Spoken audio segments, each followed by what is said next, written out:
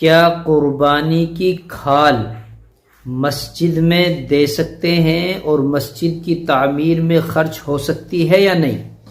یہ مسئلہ ہے۔ ایک صاحب معلوم کرتے ہیں کہ ہم نے کھالیں اکٹھی کی اور وہ ساری کی ساری مسجد میں ادا کر دی اور مسجد میں وہ فروخت ہونے کے بعد تعمیر کے کام میں آ گئی۔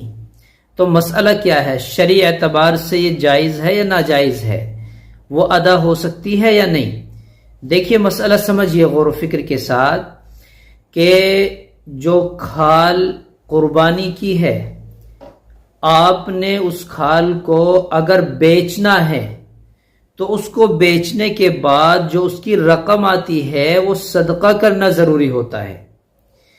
تو اس کی شکل یہ ہے کہ آپ نے قربانی کی جو کھالیں جمع کی وہ آپ کسی کو اس کا مالک بنائیں۔ آپ نے وہ کھال تھی، آپ اس کے مالک تھے، آپ ان کھالوں کا مالک کسی کو بنائیں اور پھر وہ اس کھال کو فروخت کرے۔ مالک بننے کے بعد اس نے فروخت کی، وہ اس کی ملکیت میں آ گئی، گویا کہ تملیک کرانا۔ اب جب وہ اس کی ملکیت میں آئی تو وہ اپنی اس ملکیت میں آنے والی رقم کو مسجد میں خرچ کر سکتا ہے۔ تو یہ شکل جائز ہے۔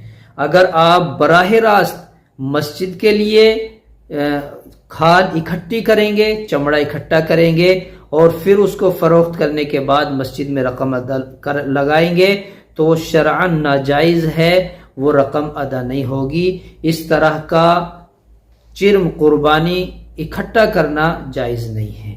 اس کے جو مصارف ہیں وہ شرعی اعتبار سے مساکین غربا مدارس ہیں۔